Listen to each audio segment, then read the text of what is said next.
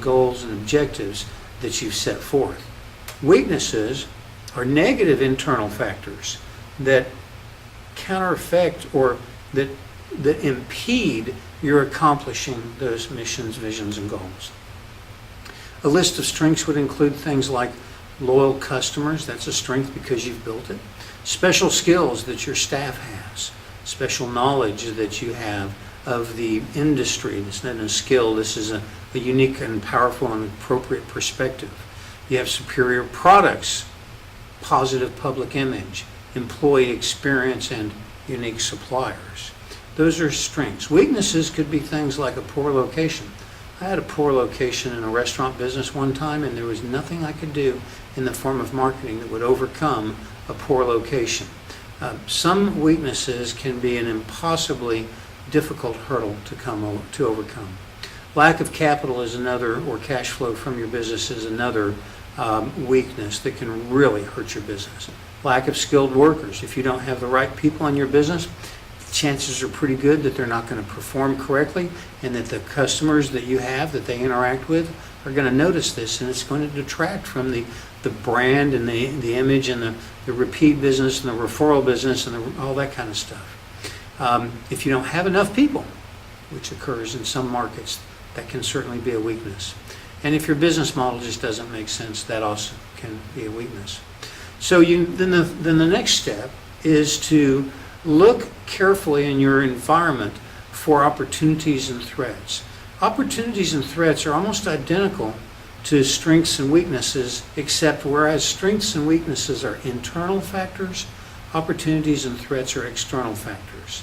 So an opportunity is a positive external factor that contributes to the success of your company achieving its mission, goals, and objectives.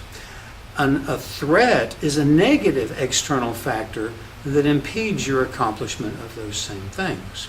So what are some opportunities? Well, you think about it, first of all, you've gotten in business because you've recognized an opportunity. Maybe you've noticed a shift in demographics or usage patterns in the marketplace that maybe nobody else has noticed, and so you identify this as an opportunity and you pursue it.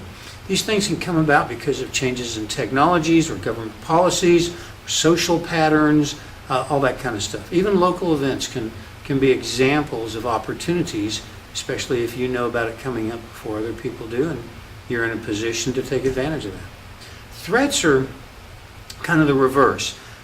Threats are obstacles that might change competitors and how they react to you in the marketplace, maybe even how they lead the marketplace and you playing catch up. Changing requirements for the job or the products. Certainly technology changes, having debt or cash flow issues, globalization or offshoring that's occurring in your industry that's difficult or impossible for you to respond to.